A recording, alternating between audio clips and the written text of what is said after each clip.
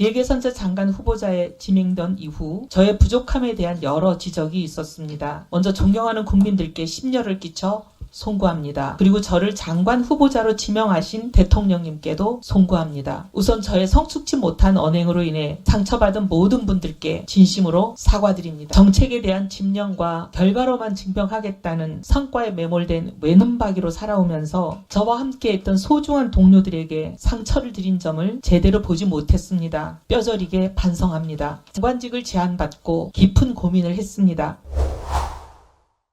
이훈 후보자께서는 인사청문회법에 따라 10분 이내로 모두 발언을 해주시기 바랍니다.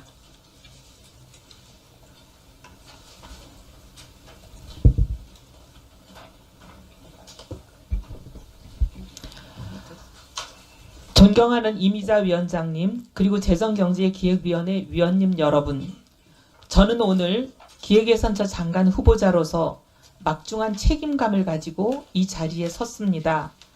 먼저 청문회를 준비하시느라 애써주신 위원장님과 위원님 여러분께 깊은 감사의 말씀을 드립니다. 기획예산처 장관 후보자에 지명된 이후 저의 부족함에 대한 여러 지적이 있었습니다. 먼저 존경하는 국민들께 심려를 끼쳐 송구합니다. 청문위원 여러분, 그리고 저를 장관 후보자로 지명하신 대통령님께도 송구합니다. 우선 저의 성숙치 못한 언행으로 인해 상처받은 모든 분들께 진심으로 사과드립니다.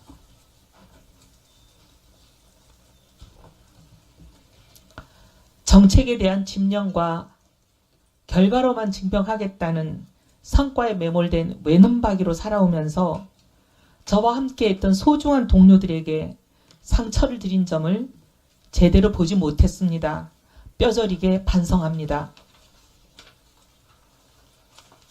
또한 내란에 동조했다는 비판을 피하기 어려운 잘못된 판단의 자리에 서 있었음을 다시 한번 사과드립니다.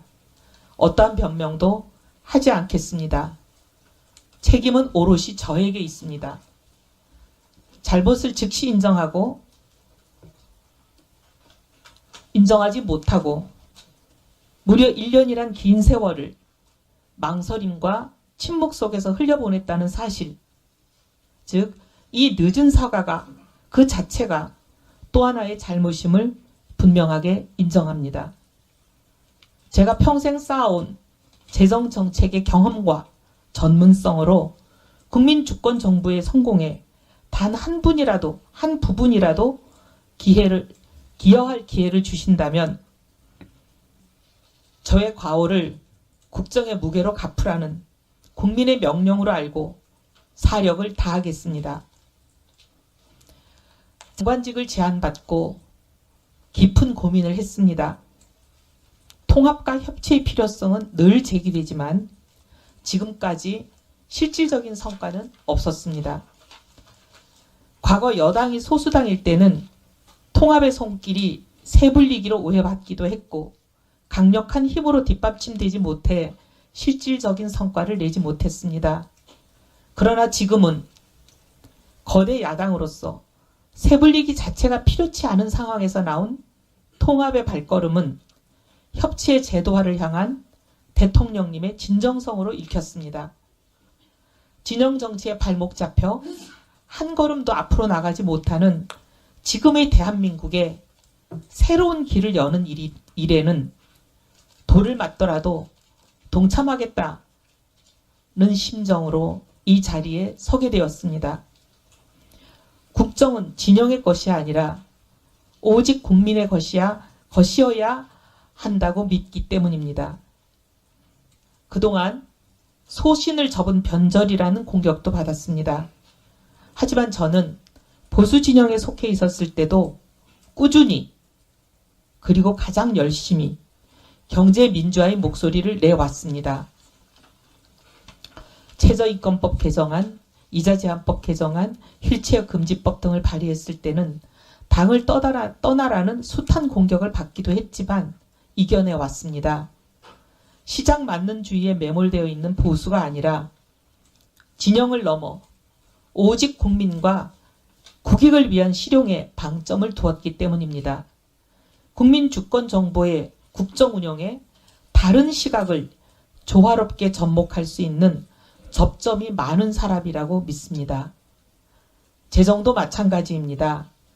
4분기 연속 0%대 성장을 기록하다가 겨우 경기 회복세의 기로에 선 이 시점에 잠재 성장률을 반등시키고 양극화와 K자형 회복을 완화하기 위해서는 재정의 적극적인 역할이 필요하기에 재정의 생산성과 재정의 지속 가능성에 대한 주의와 관심 또한 그 어느 때보다 중요합니다. 그동안 지출 효율화를 일관되게 주장해온 사람으로서 중복은 걷어내고 누수는 막아내는 일에 성과를 낼 준비가 되어 있습니다. 재정이 필요한 시점에 제 역할을 충실히 하면서도 데이터와 성과 분석에 기반한 재정 운영을 통해서 예산의 효율성을 극대화하는 똑똑한 재정을 하자는 것이 저의 일관된 지론입니다. 국책연구소에서 재정과 복지를 담당했던 6년간의 경험과 국회에서 재정기획위원회와 예결위를 담당한 12년간의 경험을 오롯이 쏟아붓겠습니다. 지금 국가재정과 예산 운영은 과거와는 전혀 다른 차원의 전략과 역할을 요구받고 있습니다. 트럼프 시대 이후 완전히 변화된 국제정세와 새로운 경제질서 속에서 대한민국을 지켜내기 위해서입니다.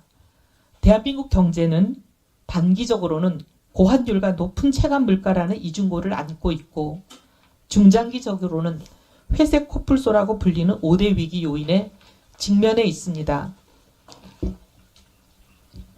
인구위기, 기후위기, AI 산업기술의 대격변, 양극화, 지역소멸, 어느 하나 소홀히 할 수 없는 성장 잠재력의 저해 요인들입니다. 중장기적 관점에서 멀리 보고 국가의 미래를 계획하고 예산을 그 계획에 연계시킴으로써 국가 미래 계획의 실현 가능성을 높이겠다는 것이 기획예산처의 출범 이유입니다. 즉, 예산을 국가 비전을 실현하는 수단으로 정책 우선순위를 조정하는 도구로 성과 중심의 관리 수단으로 전환하는 임무를 저의 마지막 소명으로 알고 다음 4가지 과업에 저의 모든 역량을 쏟아붓겠습니다. 첫째, 미래 사대를 위한 중장기 발전 전략을 수립하겠습니다. 새로운 성장 패러다임을 제시하겠습니다.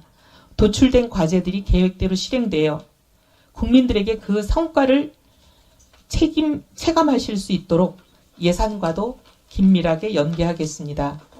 둘째, 성장과 복지의 동시 달성을 위해 지속 가능한 성장 기반을 확립함으로써 기본이 보장되는 공동체 실현을 뒷받침하겠습니다. 성장과 복지는 상충되는 목표가 아니라 함께 갈 수밖에 없고 함께 가야 한다는 소신으로 사회 안전망을 촘촘히 재정비하겠습니다. 특히 AI 대전환의 시기를 맞아 성장의 과실이 한쪽에 치우치지 않고 모든 국민들께 골고루 분배될 수 있는 새로운 복지 패러다임에 대해서도 깊이 고민하겠습니다. 셋째, 재정을 성장의 마중물로 삼고 동시에 재정의 지속 가능성도 확보하는 선순환 구조를 구축하겠습니다. 유사 사업, 중복 사업을 정비하고 의무 지출, 경직성 지출 등등을 재구조화하는 재정 혁신을 선도하는 것이 기획예산처의 존재 이유입니다. 고강도 재정 혁신을 통해 마련한 재원을 인공지능과 첨단 전략 산업 등 국가의 생존이 걸린 핵심 분야에 집중 투입하여 경제의 대도약의 발판을 마련하겠습니다. 넷째, 국민이 주인이 되는 열린 재정을 실현하겠습니다. 참여와 소통의 재정을 열어가겠습니다. 이를 위해서 국가 예산의 편성부터 집행, 평가, 결산에 이르는 전 과정에 실질적인 국민 참여를 보장하고 재정 정보를 투명하게 공개하겠습니다. 또한 국민의 대표인 국회를 국전의 동반자로 모시겠습니다. 존경하는 위원장님, 그리고 위원 여러분, 저는 오늘 제 역량과 자질에 대해 국민 여러분의 눈높이에서 엄중히 검증받겠습니다. 저에 대한 비판은 겸허히 수용하고 또 뼈저리게 반성하겠습니다. 하지만 저에게 국가를 위해 일할 마지막 기회가 주어진다면 그 비판을 국민께서 체감하실 수 있는 성과로 돌려드리겠습니다. 여러 현안에 대한 저희 생각은 위원님들의 질의에 대한 답변을 통해 상세히 소명드리겠습니다. 감사합니다. 네, 수고하셨습니다.